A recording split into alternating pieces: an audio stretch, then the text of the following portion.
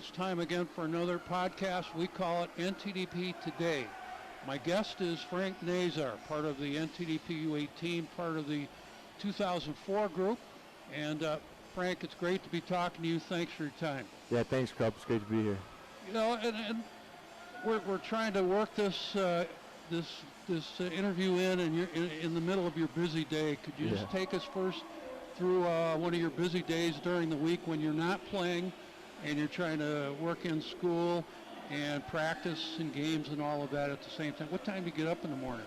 Yeah, usually I wake up around like 7:15, eat some breakfast, head over to the rink, and we have school at 8. From like 8 to 9:30 we do school, and then we're on the ice for about an hour and a half, around 11 to 12:30. And then right after that we get a little bit of time to eat some lunch. And after lunch we get in the weight room, lift some weights, and after that we shower and go home.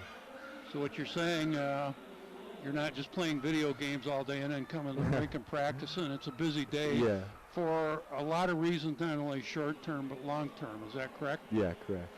Do you have, in terms of coming to meetings, are you early? Are you on time? Or you just try to slide in a little bit afterwards?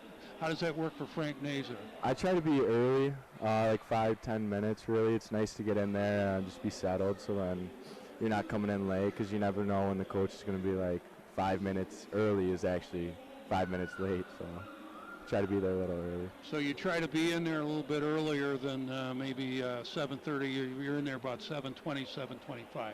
Around, yeah. Well, we start school at 8, so I'm in there around like 7:50, 7:55. So you mentioned school, and I talked to Oliver Moore the same way. Other than Lisa Vollmer, so I know is your favorite teacher. Do you have a favorite teacher right now, or a favorite instructor this year?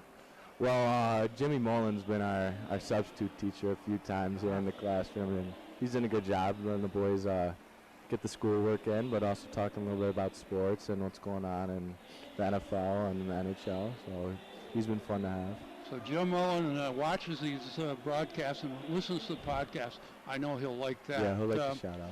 So you practice every day, and one of the things I love about your team and the NTP in general, the enthusiasm. There's so much enthusiasm when you guys come in. You know, when Dylan is down and I'm down, sometimes we see you guys come in and we get fired up too. That enthusiasm really carries you through the day, doesn't it? Yeah, that's great. We're like, you guys saying that we bring you up, that really makes us up too. So then it wants us to be our best selves every day, and we come to the rink with a good attitude, and helps with the ice and off the ice. So then we get 100% out of our training. Do you have a favorite pre-practice routine? Maybe putting your clothes on, or taping your stick, or what have you? What would that be? Usually nothing really too big, just go in the gym a little early, maybe play some little soccer, keep up, and roll out a little bit, but nothing too serious.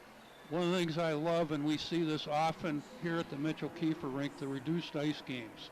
If you were to pick two other guys to score on one of the goaltenders, who would be your favorite line mates in the 3-on-3 reduced ice games? Probably Lane Hudson and Isaac Howard. Those are two guys that they tend to score a lot of goals in those games, and I play with Howard throughout the year, and we have pretty good chemistry, and I like playing with those two guys. But you don't have any time in these reduced ice games. Somebody's on top of you all the time, even true. Closer than we are. Yeah. How do you function with all that? I mean, it makes you better as a player, though, right? Yeah, but you just got to wait till somebody either messes up or just use your skill to advantage. And Hudson's really shifty, so he's good at getting away from guys, and that opens a lot of things up. What's it been like playing for the NTDP for the last year and a half? I know you're excited to go and play international competition, which is going to be next week, the first international competition. But what's it been like over the last couple of years playing for the NTDP and putting on that jersey? Yeah, it means a lot to be able to play here. I think that putting on the USA jersey every day it's something that some guys might take for granted, but you just got to think about, like, you never know when it's going to be the last time you're going to be able to wear the USA jersey, and it's really an accomplishment and a good feeling towards going on the ice and playing for your country. This is the NTDP Today. My guest is Frank Nazar, one of the A-rated prospects in the latest NHL Central Scouting players to watch list. We're going to be chatting for a few more minutes with Frank. Frank, when I watch you play, you always play with speed and persistence. Where did that all come from? Did you have a coach that helped you out in the past, or you just figured that out for yourself, or maybe a little bit of both? Yeah, it's a little bit of both. I've always been told that like speed is my advantage, so I figured you got to use your advantage over everybody else, and I try to like match my game off the skating, and that's how I just try to play.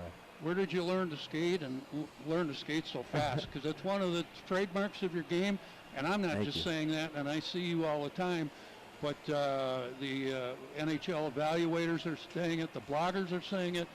Frank Nazar plays with speed and persistence. Where did that all come from? Thank you for that. But really, it's just, I guess it's kind of natural. Like my first time on the ice is like a little learn to skate, and I get out there and I'm just skating circles around everybody. And they actually moved me up to the last group the first day, and then I didn't have to come back. So really, I got lucky, I guess, and it was natural. And where was this first learn to skate program? I'm sure you're a local guy, but where was it specifically? Can you remember the rink? Yeah, it was the Mount Clemens Ice Arena. So that's where you come from? Yeah. Now, I have a friend that's an NHL scout that asked me to ask you this question. Okay. You and Hunter Brustevich are local guys going to the University of Michigan. Yeah. They have players from all over the country wanting to play for the University of Michigan. How do you feel as a local guy going to the University of Michigan and playing there, and presumably playing there next year at Yost Ice Arena? Yeah, it's super exciting to be able to go and play for basically my hometown. I grew up not too far away from Ann Arbor, and I've always been a Michigan fan. And especially when there's two local guys like that to get in, like the fans will love it, and everybody from the schools are going to be rooting us on because it's hometown guys. So it's kind of a combination. Great hockey, of course, at Yost Ice Arena with your future teammates, but also the education's first class. So you're kind of it's a win-win. It's a win-win-win for everybody. You said it better than I did. What's it like for you in the classroom, though? I know you have to keep the grades up. Yeah. You have to have a certain amount of self-discipline every day, and we talked about it earlier. You have a long day every day. How does that time management work for Frank Nazar? Yeah, so keeping up with school, it can be hard at sometimes, but most of the time it's easy. We get a good amount of time in the classroom each day to work on our assignments, but if I'm a little bit behind, I like to stay after our whole day and then go back in the classroom for a little bit longer. But we also do work at home, and when we're on away trip, sometimes you bring a computer with you and get some assignments done. Do you have a favorite subject right now, or do you have maybe a major in the future? Probably math is my favorite subject as of right now. I'm not very sure what I want to go into too much when I go to Michigan. I have a few ideas, but I've heard a few different things about them, so it's still up in the air. Where did you get number 14? Did you have a choice when you got that? Because I know a lot of good 14s that played the NHL. Somebody that is coaching right now for the CompuWare Youth Program, Pat Peak, wore number 14. Where did you get 14? My birthday is January 14th, so that's kind of been my number growing up. I've switched between 14 and 41 growing up just because it's like the same number, just flip it around.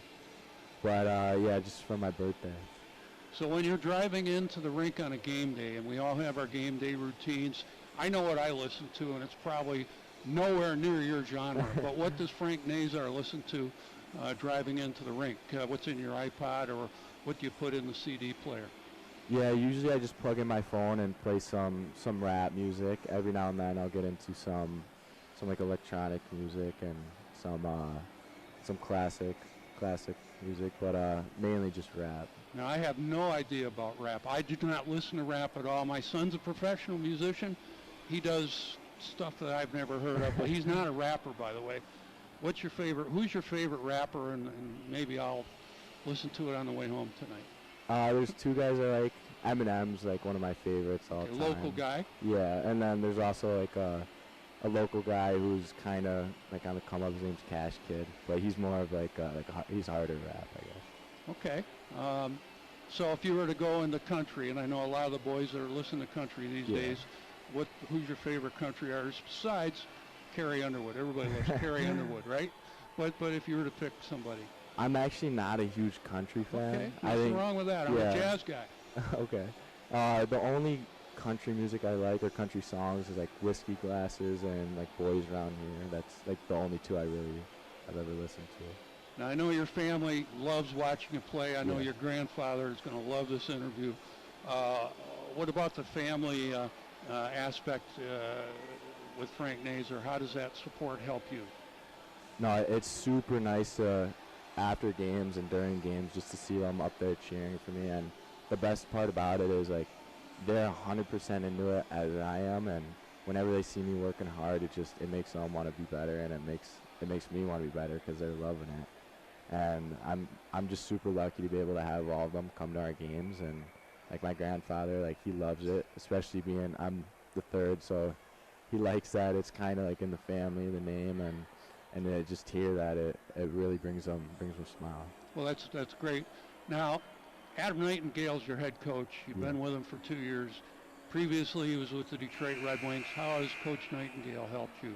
He's helped me a lot. He really helped me find my game and find my like the aspects to use, and he's really good at teaching and holding people accountable and being able to bring the most out of guys. He helps you when you're down, and if you need help, really it's like he'll tell you what you need, expecting you to go out and want to be better. A couple more questions. We'll let you go.